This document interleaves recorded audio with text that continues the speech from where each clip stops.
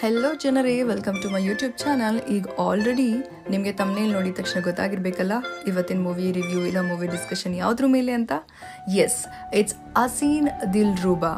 ಇದೊಂಥರ rom com ಅಂತಲೂ ಹೇಳ್ಬೋದು, ಅಂದರೆ ರೊಮ್ಯಾನ್ಸ್ ಸ್ಟೋರಿ ಅಂತಲೂ ಹೇಳ್ಬೋದು, ಹಾಗೆ ಥ್ರಿಲ್ಲರ್ ಕೂಡ. ಬಟ್ ಇದು ತುಂಬ ಥ್ರಿಲ್ಲರ್ ಕಾಮ್ ಸೈಕಾಲಜಿಕಲ್ ಟ್ವಿಸ್ಟರ್ ಅಂತಲೂ ಹೇಳ್ಬೋದು. ಪೂರ್ತಿ ಕೇಳಿ. ಇವತ್ತಿನ ಸ್ಟೋರಿ ಹೋಗೋಕ್ಕಿಂತ ಮುಂಚೆ ನನಗೆ ಒಂದು ವಿಷಯ ಗೊತ್ತಾಗಬೇಕು. ನನಗೆ ಹೇಗೆ ಮೂವಿ ನೋಡೋ ಹವ್ಯಾಸನೋ ನಿಮಗೆ ಯಾವ ಥರ ಹವ್ಯಾಸಗಳಿದೆ? ಯಾಕಿದನ್ನು ಕೇಳ್ತಿದ್ದೀನಿ ಅಂದರೆ, ಹವ್ಯಾಸ ಅನ್ನೋದು ತುಂಬ ದೊಡ್ಡ ಪ್ಲೇ ಆಗುತ್ತೆ ಈ ಮೂವಿಯಲ್ಲಿ. ಅದೇನು ಅಂತ ಕೊನೆಯಲ್ಲಿ ನಾನು ಹೇಳ್ತೀನಿ. ಆ್ಯಂಡ್ ನಿಮಗೆ ಯಾವ ಥರ ಹವ್ಯಾಸಗಳಿದೆ? ಬುಕ್ ಓದೋದಿರ್ಬೋದು, ಇಲ್ಲ ಪಾಡ್ಕಾಸ್ಟ್ ಕೇಳೋದಿರ್ಬೋದು, ಇಲ್ಲ ಕ್ರಿಕೆಟ್ ಆಡೋದಿರ್ಬೋದು, ಬೇರೆ ಏನಾದರೂ ಇಂಟ್ರೆಸ್ಟ್, ಕುಕಿಂಗ್ ಆಲ್ಸೋ. ಸೊ ಏನೇ ಇದ್ದರೂ ನನಗೆ ಕಾಮೆಂಟ್ ಸೆಕ್ಷನ್ ಮೂಲಕ ತಿಳಿಸಿ, ಸೊ ದ್ಯಾಟ್ ನಾನು ತಿಳ್ಕೊತೀನಿ, ಕಲ್ಕೊತೀನಿ. Yes, coming back to story. Haseen Dillruba ಅನ್ನೋದು ಒಂದು ಹಿಂದಿ ಮೂವಿ. ಇದು 2021 ನೆಟ್ಫ್ಲಿಕ್ಸಲ್ಲಿ ಅವೈಲಬಲ್ ಆಯಿತು. ನೋಡಿದಾಗ ಅನಿಸಿದ್ದು, ಎಂಥ ಮೂವಿನಪ್ಪ, ಹುಚ್ಚು ಪ್ರೀತಿ ಅನ್ನೋದು ನನಗೆ ಅದು ನೋಡಾದ್ಮೇಲೆ ರಿಯಲೈಸ್ ಆಯಿತು. ಅಂದರೆ ಸಾರಿ, ಪ್ರೀತಿ ಅನ್ನೋದು ಹುಚ್ಚು ಅನ್ನೋದು ಅಲ್ಲಿ ಗೊತ್ತಾಯಿತು, ಹುಚ್ಚು ಪ್ರೀತಿ ಅಲ್ಲ. ಕತೆ ಶುರು ಆಗೋದು ಹೇಗೆ ಅಂತಂದರೆ, ಹೀರೋಯಿನ್, ನಮ್ಮ ಹೀರೋಯಿನ್ ಇಸ್ ತಾಪ್ಸಿ ಪನ್ನು. ತಾಪ್ಸಿ ಪನ್ನು ಮೂವಿಯಲ್ಲಿ ಏನು ಕ್ಯಾರೆಕ್ಟ್ರು ಪ್ಲೇ ಮಾಡಿದ್ದಾರೆ ಅಂದರೆ, ರಾಣಿ ಕಶ್ಯಪ್ ಅನ್ನೋ ಕ್ಯಾರೆಕ್ಟರ್ನ ಪ್ಲೇ ಮಾಡ್ತಾ ಇದ್ದಾರೆ. ರಾಣಿ ಅವಳ ಮನೆ ಮುಂದೆ ಇರೋ ನಾಯಿಗೆಲ್ಲ ಮಾಂಸ ಖಂಡವನ್ನು ಊಟ ಥರ ಹಾಕ್ತಿದ್ದಾಳೆ. ಎಕ್ಸ್ಪ್ಲೋಡ್ ಆಗುತ್ತೆ, ಎಲ್ಲರೂ ಸೇರ್ತಾರೆ, ಪೊಲೀಸ್ ಕೂಡ ಬರ್ತಾರೆ. ಈ ಥರ ಆದಾಗ ಅಲ್ಲೊಂದು ಕೈ ಬಿದ್ದಿರುತ್ತೆ. ಅವಳದನ್ನು ನೋಡಿ ಅಳಕ್ಕೆ ಶುರು ಮಾಡ್ತಾಳೆ. ಅವಳದನ್ನು ಕಂಡುಹಿಡಿತಾಳೆ, ಇದು ನನ್ನ ಗಂಡಂದು ಅಂತ. ಹೇಗೆ? ಅವನ ಕೈ ಮೇಲೆ ಅವನ ಪ್ರೀತಿಯಿಂದ ರಾಣಿ ಅಂತ ಅಚ್ಚೆ ಹಾಕಿಸ್ಕೊಂಡಿರ್ತಾನೆ. ಆ್ಯಂಡ್ ನಮ್ಮ ಹೀರೋ ಹೆಸರು ರಿಷಬ್, ನೆನಪಿರಲಿ ಆಯಿತಾ? ಸೊ ಈ ಥರ ಆಗೋವಾಗ ಪೊಲೀಸವರೆಲ್ಲ ಬಂದು ಇಂಟ್ರಾಗೇಷನ್ಗೆ ಅವಳನ್ನ ಕರ್ಕೊಂಡು ಹೋಗ್ತಾರೆ. ನಿನ್ನ ಮನೆ ಆಚೆನೇ ಇದೆ, ಏನಾಯಿತು, ಗ್ಯಾಸಿಗೆ ಲೋಡ್ ಆಯಿತು, ನಿಮ್ಮ ಮ್ಯಾರೇಜಲ್ಲಿ ಏನಾದರೂ ಪ್ರಾಬ್ಲಮ್ ಅದು ಇದು ಅಂತ ಇಂಟ್ರಾಗೇಷನ್ ಮಾಡೋಕ್ಕೆ ಶುರು ಮಾಡ್ತಾರೆ. ಅಳ್ತಾ ಇರ್ತಾಳೆ. ಕಟ್ ಮಾಡಿದ್ರೆ ಫ್ಲ್ಯಾಶ್ ಬ್ಯಾಕ್ಗೆ ಕರ್ಕೊಂಡು ಹೋಗ್ತಾರೆ. ಈ ಸ್ಟೋರಿ ಹೆಂಗೆ ಶುರು ಆಯಿತು, ಇದು ಯಾಕಾಯಿತು ಅಂತ. ಹೀರೋ ಅಮ್ಮ ಟ್ರೈನಲ್ಲಿ ಹೋಗ್ತಾ ಇರ್ತಾರೆ. ಇಲ್ಲಿ ನಮಗೆ ಈ ಸಿಚುವೇಶನ್ ನೋಡಿದಾಗ ಗೊತ್ತಾಗುತ್ತೆ ಅವ್ರಿಗೆ ಹುಡುಗಿ ನೋಡ್ತಿದ್ದಾರೆ ಅಂತ. ಅವ್ನಿಗೆ ಇಂಟ್ರೆಸ್ಟ್ ಇರಲ್ಲ, ನೋಡಿ ಸಾಕಾಗಿರುತ್ತೆ, ಯಾರು ಅವ್ನ ಮನಸ್ಸಿಗೆ ಇಡ್ಸೋ ಥರ ಇರಲ್ಲ. ಬಟ್ ನಮ್ಮ ಹೀರೋಯಿನ್ ರಾಣಿ ಅವ್ರನ್ನ ನೋಡಿದ ತಕ್ಷಣ ರಿಷಬ್ಗೆ ಮನ್ಸು ತುಂಬ ಇಷ್ಟ ಆಗಿಬಿಡುತ್ತೆ, ಫಿದಾ ಆಗಿಬಿಡ್ತಾನೆ. ಆ್ಯಂಡ್ ಹಾಗೆ ಅಲ್ಲೊಂದು ಸಿಚುವೇಶನ್ ಕ್ರಿಯೇಟ್ ಆಗುತ್ತೆ. ಆ್ಯಂಡ್ ಇನ್ನೊಂದೇನು ಹೈಲೈಟ್ ಅಂತಂದರೆ, ಈ ಸೀನಲ್ಲಿ ನಮಗೆ ಹುಡುಗಿ ಕ್ಯಾರೆಕ್ಟರ್ನ ಎಕ್ಸ್ಪ್ಲೈನ್ ಮಾಡೋಕ್ಕೆ ಶುರು ಮಾಡ್ತಾರೆ ವೆರಿ ಸೆನ್ಸಿಟಿವ್ಲಿ. ಇಲ್ಲಿ ನಮಗೆ ಗೊತ್ತಾಗೋದೇನು ಅಂದರೆ, ಹುಡುಗಿ ಸ್ವಲ್ಪ ಚಂಚಲ ಮನಸ್ಸು, ಅಂದರೆ ಅವಳಿಗೆ ಇಷ್ಟ ಬಂದಿರೋದನ್ನ ಮಾಡೋಕ್ಕೆ ಹೊರಟಿರೋವಂಥ ಹುಡುಗಿ. ಅವಳು ಖುಷಿನ ಪಡ್ಕೊಳ್ಳೋದಕ್ಕೆ ಅವಳು ಹೇಗೆ ಬೇಕಾದರೂ ಇರ್ತಾಳೆ ಅನ್ನೋ ಒಂದು ಸಿಚುವೇಶನ್ ಗ್ಲಿಮ್ಸ್ನ ನಾವಿಲ್ಲಿ ನೋಡ್ಬೋದು. ಹಾಗೆ ಅವ್ರ ಆಂಟಿ ಹುಡುಗ ಅಂದರೆ ರಿಷಬ್ ಹೀರೋಯಿನ್ನ ಮಾತಾಡೋದಕ್ಕೆ ಒಂದು ಸ್ವಲ್ಪ ಸಮಯ ಮಾಡಿಕೊಡ್ತಾರೆ. ಅವರಿಬ್ಬರು ಮಾತಾಡಿದಾಗ ಅವನುಗಳು ತುಂಬ ಇಷ್ಟ ಆಗ್ತಾಳೆ. ಆಚೆಗಡೆ ಅವರಮ್ಮ ನನಗೆ ಹೋಮ್ಲಿ ಸೊಸೆ ಬೇಕು, ಅಡುಗೆ ಮಾಡೋಕ್ಕೆ ಬರಬೇಕು ಅಂತ ಹೇಳ್ತಿರ್ತಾಳೆ. ಆದರೆ ಈ ಕಡೆ ಹುಡುಗನ ಜೊತೆ ನಮ್ಮ ಹೀರೋಯಿನ್, ನನಗೆ ಅಡುಗೆ ಮಾಡೋದು, ಮನೆ ಕೆಲಸ ಎಲ್ಲ ಒಂಚೂರು ಇಷ್ಟ ಇಲ್ಲ, ನಾನು ಸಲೂನಲ್ಲಿ ಮ್ಯಾನೇಜರಾಗಿ ವರ್ಕ್ ಮಾಡ್ತೀನಿ ಅಂತ ಹೇಳ್ತಾಳೆ. And he was fine with it. ಅವಳಿಗೂ ಕೂಡ ಬೇರೆ ಆಪ್ಷನ್ಗಿಂತ ಈ ಅರೇಂಜ್ ಮ್ಯಾರೇಜಲ್ಲಿ ಸಿಕ್ಕಿದ್ರಲ್ಲಿ ಇವನೇ ಬೆಟರ್ ಆಪ್ಷನ್ ಅಂತ ಅನಿಸಿ ಪ್ರಾಕ್ಟಿಕಲ್ಲಾಗಿ ಇವನೇ ಓಕೆ ಅಂತ ಹೇಳ್ತಾಳೆ. ಮದುವೆ ಸೆಟ್ ಆಗುತ್ತೆ. ಕಟ್ ಮಾಡಿದ್ರೆ ಇಂಟ್ರೋಗೇಷನ್ ಸೀನ್ಸ್ಗಳು ಬರ್ತಾ ಇರುತ್ತೆ. ಪೊಲೀಸವರು ಅದೇ ಕತೆ ಹೇಳ್ತಾ ಇರ್ತಾರೆ. ಯಾರನ್ನ ಫೂಲ್ ಮಾಡ್ತಾ ಇದೆಯಾ ಏನೋ ಒಂದು ಹೇಳ್ಕೊಂಡು, ನಂಗೆ ನಿಜ ಹೇಳು, ನೀನೇ ಕೊಲೆ ಮಾಡಿರುತ್ತಾನೆ, ಬೇರೆಯವ್ರನ್ನ ಬಕ್ರ ಮಾಡಿದಾಗೆ ನನ್ನ ಹತ್ರ ನೀನು ಬಕ್ರ ಮಾಡೋಕ್ಕಾಗಲ್ಲ ಅಂತ. ಸೊ ನಮ್ಮ ಹೀರೋಯಿನ್ ಅಳ್ತಾನೆ ಹೇಳ್ತಾಳೆ ಅವಳ ಮ್ಯಾರೇಜ್ ಸ್ಟೋರಿನ. ಸೊ ಕಟ್ ಮಾಡಿದ್ರೆ ವಾಪಸ್ ಕಂಟಿನ್ಯೂಯೇಷನ್, ಮ್ಯಾರೇಜ್ ಆಗಿರುತ್ತೆ. ಸೊ ಮ್ಯಾರೇಜ್ ಆದಮೇಲೆ ಅವಳು ಒಲ್ಲದ ಮನಸ್ಸಲ್ಲಿ ಜ್ವಾಲಾಪುರ್ ಅನ್ನೋ ಒಂದು ಸಿಟಿಗೆ ಬರ್ತಾಳೆ. ಬಿಕಾಸ್ ಅವಳು ಇದ್ದಿದ್ದು ಡೆಲ್ಲಿಯಲ್ಲಿ, ಇಟ್ಸ್ ಹ್ಯಾಪನಿಂಗ್ ಸಿಟಿ. ಕೇಳ್ತಾಳೆ, ನಾನೇ ನಿಮಗೆ ಫಸ್ಟ್ ಆಪ್ಷನ್, ನಾನು ನೋಡೋದಕ್ಕಿಂತ ಮುಂಚೆ ಬೇರೆ ಹುಡುಗಿ ನೋಡಿರ್ತೀರಾ ಅಂತ ಹೇಳಿ. ಹೀಗೆ ಮಾತುಕತೆ ಆಡೋವಾಗ ಅವಳು ಸಿಕ್ಕಿಲ್ಲ ಅಂತ ಹೇಳಿ, ನಾನು ನಿಮಗೆ ಕನ್ಸಲೇಷನ್ ಪ್ರೈಸ್ ಆಗ್ಬಿಟ್ಟು ನಾನು ನಿಮ್ಗೆ ಆಪ್ಷನ್ ಆದ ಅಂತ ಹೇಳಿ ಜಗಳ ಮಾಡಿ ಮುಗಿಯುತ್ತೆ. ಆ್ಯಂಡ್ ಕಟ್ ಮಾಡಿದ್ರೆ ಬೆಳಗ್ಗೆ ಅತ್ತೆ ವೆಯ್ಟ್ ಮಾಡಿರ್ತಾಳೆ, ಇನ್ನು ಸೊಸೆ ಎದ್ದು ಬಂದಿಲ್ಲ ಅಂತ. ಅಲ್ಲೊಂದು ಡ್ರಾಮಾ ಶುರು ಆಗುತ್ತೆ. ಲೈಕ್ ಕಾಫಿ ಮಾಡೋಗು ಅಂತ ಅವಳು ಸ್ಟ್ರೈಟ್ ಅವೇ ಹೇಳ್ತಾಳೆ ಅತ್ತೆಗೆ, ನನಗೆ ಮನೆ ಕೆಲಸ ಇರ್ಬೋದು, ಕಾಫಿ ತಿಂಡಿ ಮಾಡೋದಿರ್ಬೋದು, ಕುಕ್ಕಿಂಗ್ ಅದೆಲ್ಲ ನನಗೆ ಏನೂ ಬರಲ್ಲ ಅಮ್ಮ, ನನಗೆ ಗೊತ್ತಿರೋದು ವ್ಯಾಕ್ಸಿಂಗ್, ಥ್ರೆಡ್ಡಿಂಗ್, ಇದಿಷ್ಟೇ ನನಗೆ ಬರೋದು ಅಂತ ಹೇಳ್ತಾಳೆ. ಅತ್ತೆ ಸೊಸೆ ಹಾಗೆ ಜಗಳ ಆಡೋಕ್ಕೆ ಶುರು ಮಾಡ್ತಾರೆ. ಮಗ ಇದನ್ನೆಲ್ಲ ನೋಡ್ತಾ, ಮಾವನು ಇದನ್ನೆಲ್ಲ ನೋಡ್ತಾ, ನಾನೇ ಕಾಫಿ ಮಾಡ್ಕೊಂಡ್ಬಿಡ್ತೀನಿ ಬಿಡಮ್ಮ ಅಂತ ಮಗ ಎದ್ದೋಗ್ತಾನೆ.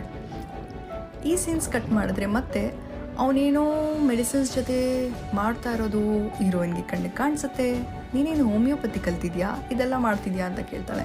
ಇದು ಅವನೊಂದು ಹವ್ಯಾಸ.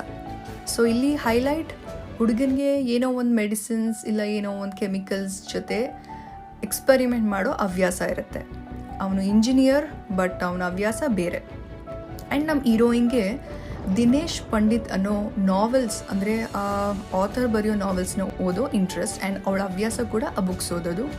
ಅತ್ತೆ ಮಾವನ ಜೊತೆ ಹೇಗಿದ್ದಾಳೆ ನಮ್ಮ ಹೀರೋಯಿನ್, ಅಂತ ನೋಡಿದ್ರೆ ಮಾವನಿಗೆ ಫುಲ್ ಕ್ಲೋಸ್, ಬಿಕಾಸ್ ಮಾವನಿಗೆ ಹೇರ್ ಡೈ ಎಲ್ಲ ಹಾಕಿ ಇರೋ ಥರ ಫೀಲ್ ಮಾಡಿಸಿರ್ತಾರೆ. ಈ ಕಡೆ ಅತ್ತೆ, ನನ್ನ ಸೊಸೆ ಮನೆಗೆ ಬಂದಾಗಿಂದ ನಾನು ಕಿಚನ್ ಬಿಟ್ಟೇ ಬಂದಿಲ್ಲ, ಇವಳು ಬಂದು ನನ್ನ ಕಿಚನ್ ನೋಡ್ಕೋತಾಳೆ, ಮನೆ ನೋಡ್ಕೋತಾಳೆ ಅಂದರೆ ಇವಳು ಬರೀ ಮಾವನಿಗೆ ಹೇರ್ ಡೈ ಹಾಕ್ತಾಳೆ ನೋಡು, ಮಿಕ್ಕಿದಕ್ಕೆ ಐಬ್ರೋ ಕೂಡ ಬಿಟ್ಟಿಲ್ಲ, ಅಷ್ಟು ಮೇಕಪ್ ಮಾಡ್ತಾಳೆ ನಿಮ್ಮ ಅಪ್ಪಂಗೆ, ಬಿಟ್ಟರೆ ಇದನ್ನೇ ಮೇಕಪ್ ರೂಮ್ ಮಾಡ್ಕೊಂಡ್ಬಿಡ್ತಾಳೆ ಅಂತ ಹೇಳಿ ಮಗನಿಗೆ ಬೈತಾ ಇರ್ತಾರೆ. ಆ್ಯಂಡ್ ಇದನ್ನೆಲ್ಲ ನೋಡಿದ ನಮ್ಮ ಹೀರೋಗೆ ಅವನ ಫ್ರೆಂಡು ಅವ್ರ ಅಪ್ಪ ಎಲ್ಲ ಸಜೆಷನ್ಸ್ ಕೊಡ್ತಾ ಇದ್ದಾರೆ.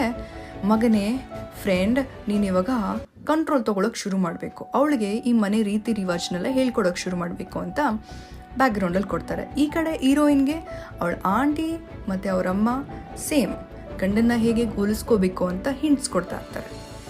ಸೊ ಅವರಿಬ್ಬರು ಅವ್ರವ್ರಿಗೆ ಏನೇನು ಹೇಳಿದ್ರು, ಯಾವ್ಯಾವ ಥರ ಇನ್ಫ್ಲೂಯೆನ್ಸ್ ಮಾಡಿದ್ರು ಅದೇ ರೀತಿ ನಡ್ಕೊಳ್ಳೋಕ್ಕೆ ಶುರು ಮಾಡ್ತಾರೆ. ಅವಳು ಕಂಟ್ರೋಲ್ ತೊಗೊಳಕ್ಕೆ ಶುರು ಮಾಡ್ತಾನೆ. ಬಟ್ ಅದು ನಡೆಯಲ್ಲ, ಒಬ್ರನ್ನೊಬ್ರು ಅರ್ಥ ಮಾಡ್ಕೊಳ್ಳೋ ಒಂದು ಸಿಚುಯೇಷನ್ ಬರುತ್ತೆ ಆ್ಯಂಡ್ ತಿಳ್ಕೊತಾರೆ. ಬಟ್ ಹುಡುಗಿಗೆ ಹುಡುಗ ತೋರಿಸ್ತಿದ್ದ ಪ್ರೀತಿ ಇರ್ಬೋದು, ಅವನ ಕಡೆಯಿಂದ ಅವಳು ಬಯಸ್ತಾ ಇದ್ದಂಥ ಪ್ರೀತಿ ಸಿಕ್ಕಲ್ಲ. ಇದರಿಂದ ಬೇಜಾರಾಗಿ ಅವತ್ತಿನ ರಾತ್ರಿ ಮಲ್ಕೊಂಡ್ಬಿಡ್ತಾರೆ. ಅವಳು ಬೇಜಾರಿನಲ್ಲಿ ಮಲಗೋದಲ್ದೆ ಆ ವಿಷಯನ ಅವಳ ಆಂಟಿ ಹಾಗೆ ಅವ್ರ ಅಮ್ಮನ ಹತ್ರ ಶೇರ್ ಮಾಡೋದನ್ನು ರಿಷಬ್ ನಮ್ಮ ಹೀರೋ ಕೇಳಿಸ್ಕೊಂಡು ತುಂಬ ಬೇಜಾರಾಗ್ತಾನೆ. ಗಂಡ ಹೆಂಡತಿ ಮಧ್ಯೆ ನಡೀತಿರೋದನ್ನ ಇವಳು ಆಂಟಿ ಮತ್ತು ಅಮ್ಮನ ಜೊತೆ ಹೇಗೆ ಶೇರ್ ಮಾಡಿದ್ಲು, ನನಗೆ ಈ ಥರ ಅವಮಾನ ಮಾಡಿದ್ಲ, ಇವಳಿಗೆ ನಾನು ಬೇಡವಾಗಿದ್ದರೆ ಏನಕ್ಕೆ ನನ್ನ ಮದುವೆ ಆಗಬೇಕಾಗಿತ್ತು ಅಂತ ತುಂಬ ಮನಸ್ಸನ್ನ ಕುಗ್ಗಿಸ್ಕೊಂಡ್ಬಿಡ್ತಾನೆ. ಮಾರನೇ ದಿನ ನಮ್ಮ ಹೀರೋಯಿನ್ ಮುಖನ ನೋಡೋದೇ ಇಲ್ಲ. ಆ್ಯಂಡ್ ಹಾಗೆ ರಜಾ ಇದ್ದರೂ ಕೂಡ ಆಫೀಸ್ಗೆ ಹೊರಟೋಗ್ತಾನೆ.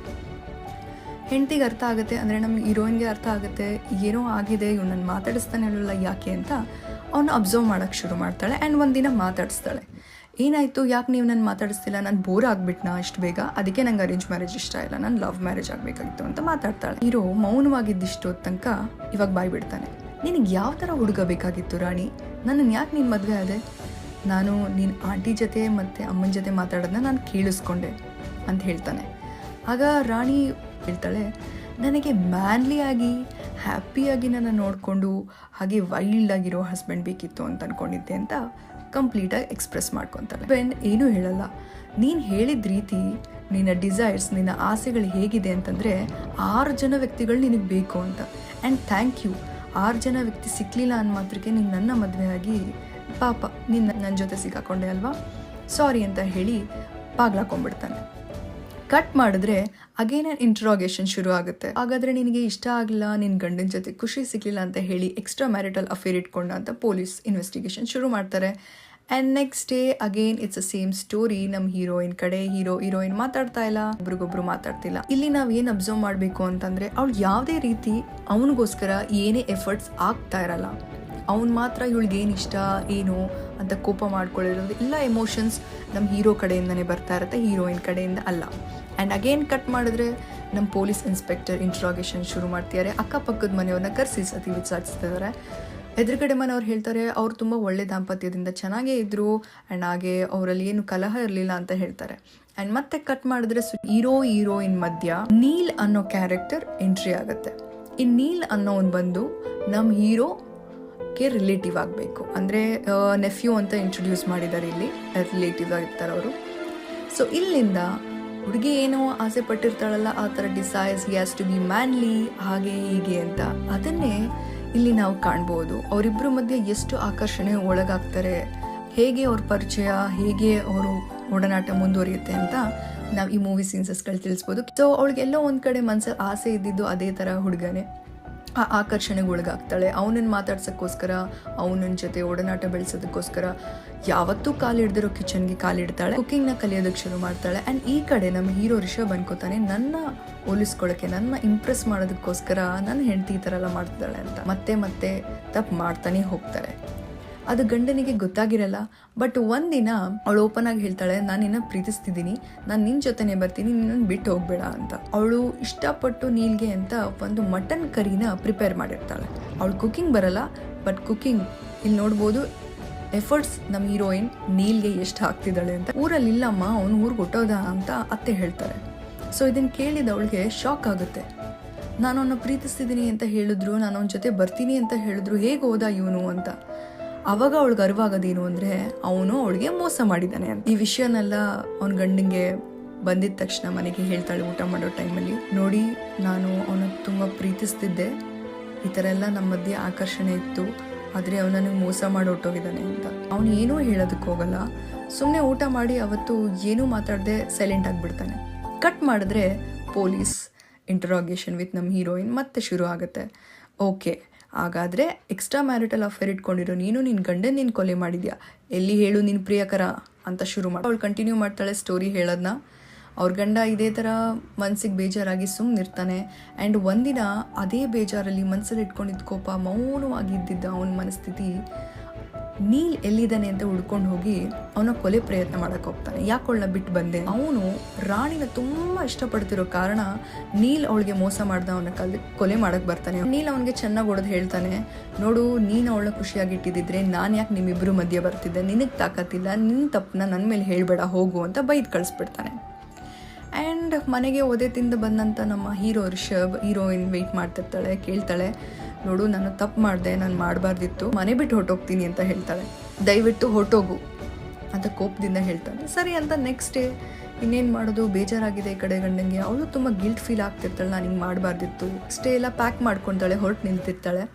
ಮನೆ ಮುಂದೆ ರಿಕ್ಷಾಗೋಸ್ಕರ ಕಾಯ್ತಿರ್ಬೇಕಾದಾಗ ನೀಲ್ ಫ್ರೆಂಡ್ಸ್ ಆ ಊರಲ್ಲಿ ಏನು ಇರ್ತಾರಲ್ಲ ಅಲ್ಲಿ ಅವಳನ್ನ ಟೀಸ್ ಮಾಡೋಕ್ಕೆ ಶುರು ಮಾಡ್ತಾರೆ, ಅಂದರೆ ಛೇಡ್ಸೋಕ್ಕೆ ಶುರು ಮಾಡ್ತಾರೆ. ನೋಡು ನೀಲಿಲ್ಲ, ನಾವಿದ್ದೀವಿ, ನಮ್ಮ ಬೈಕಲ್ಲಿ ಜಾಗ ಖಾಲಿ ಇದೆ, ಬಂದು ಕೂತ್ಕೋ ಅಂತೆಲ್ಲ ಛೇಡ್ಸೋಕ್ಕೆ ಶುರು ಮಾಡಿದಾಗ ಇದನ್ನು ಕೇಳಿಸ್ಕೊಂಡಿದ್ದು ನಮ್ಮ ಹೀರೋ ರಿಷಬ್ ಮನೆಯಿಂದ ಆಚೆ ಬಂದು ಅವಳಿಗೋಸ್ಕರ ಸಪೋರ್ಟ್ ಮಾಡೋಕ್ಕೆ ಶುರು ಮಾಡಿ, ನೀನು ಒಳಗೆ ಹೋಗು, ನಾನು ಆಟೋ ರಿಕ್ಷಾ ನಿನಗೋಸ್ಕರ ತರ್ತೀನಿ ಅಂತ ಹೇಳಿ ವೆಯ್ಟ್ ಮಾಡಿಸಿದಾಗ ಅವ್ರು ತುಂಬ ಅವನು ಕೂಡ ಸತಾಯಿಸ್ತಾರೆ. ಅವರೆಲ್ಲ ಅಷ್ಟು ಮಾತಾಡಿದ್ರು ಹೆಂಡತಿ ತಪ್ಪು ಮಾಡಿರೋದ್ರಿಂದನೇ ಅಲ್ವಾ ಇವ್ರು ಹೀಗೆ ಮಾತಾಡ್ತಿರೋದು ಅಂತ ಅವ್ನು ಮೌನವಾಗೇ ಇರ್ತಾನೆ. ಇದನ್ನೆಲ್ಲ ಕೇಳಿಸ್ಕೊಂಡಿದ್ದವಳು ದರ ದರ ದರ ಅಂತ ನಡ್ಕೊಂಬಂದು ಆಟೋ ರಿಕ್ಷಾಲಿ ಏನೇನು ರಿಷಬ್ ಲಗೇಜ್ ಹಾಕಿರ್ತೀನೋ ಅದನ್ನೆಲ್ಲ ಇಳಿಸ್ಕೊಂಡು ಹೇಳ್ತಾಳೆ, ನೋಡು ನಾನು ತಪ್ಪು ಮಾಡಿದ್ದೀನಿ ನಿಜ, ನೀನು ಏನೇ ಶಿಕ್ಷೆ ಕೊಟ್ಟರು ನಾನು ಅದನ್ನು ಸಹಿಸ್ಕೊತೀನಿ, ನಾನು ಆದರೆ ನಿನ್ನ ಬಿಟ್ಟು ಮಾತ್ರ ಹೋಗಲ್ಲ, ಈ ಮನೇನ ಮಾತ್ರ ಬಿಟ್ಟು ಹೋಗಲ್ಲ ಅಂಥೇಳಿ ಮತ್ತೆ ಮನೆಗೆ ವಾಪಸ್ ಲಗೇಜ್ ತೊಗೊಂಡು ಹೋಗ್ತಾಳೆ. ಕಟ್ ಮಾಡಿದ್ರೆ ನಮ್ಮ ಪೊಲೀಸ್, ಓಹೋ ನೀನು ಹೇಳ್ತಿರೋ ಕತೆ ಎಲ್ಲ ಕೇಳಿ ನಾನು ನಿಜ ಅಂತ ನಂಬೇಕಾ, ಹಾಗಾದರೆ ಅವ್ನು ನಿನ್ನ ಮತ್ತೆ ಒಪ್ಕೊಂಡ, ಎಲ್ಲ ಮತ್ತೆ ಸರಿ ಹೋಗುತ್ತೆ ಅಂತ ಅಂದ್ಕೊಂಡಿದ್ಯಾ ಅಂತಂದಾಗ ಹೀರೋಯಿನ್ ಕತೆ ಹೇಳೋಕ್ಕೆ ಶುರು ಮಾಡ್ತಾರೆ ಹೇಗಿತ್ತು ಅಂತ.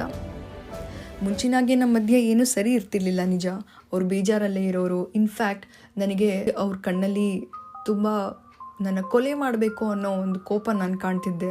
ಅವಳ ಮೆಟ್ಲಿಂದ ಕೂಡ ಸೋಪ್ ಪೇಪರ್ನ ಇಟ್ಟು ಬೀಳ್ಸ್ಬಿಟ್ಟಿರ್ತಾನೆ ನಮ್ಮ ಹೀರೋ ರಿಷಬ್. ಅಂದರೆ ಅಷ್ಟು ಸಾಫ್ಟಾಗಿರೋ ಅವನ ಮನಸ್ಸಲ್ಲಿ ಅಷ್ಟು ಕೋಪ ಬಂದಿದೆ ಅಂದರೆ ಅಷ್ಟು ದೊಡ್ಡ ನೋವಾಗಿದೆ ಅಂತಲೇ ಅರ್ಥ ಅಲ್ವಾ.